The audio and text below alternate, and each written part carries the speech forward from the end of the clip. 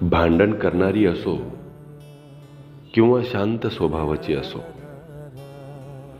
नोकरी करणारी असो किंवा शेतात राबणारी असो, नवऱ्यासोबत वाद झालेले असोत किंवा नवऱ्यासोबत प्रेमाने नांदणारी असोत, बाई स्वयंपाक मात्र मन लावून करते.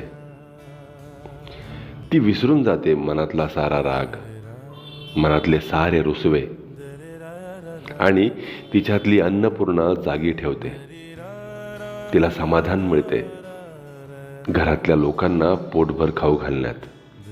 कणिक मळणं असो, भाजी टाकणं असो किंवा ताट भरणं असो,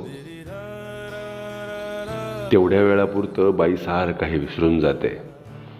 भलेही जेवण झाल्यानंतर पुन्हा भांडण काढेन,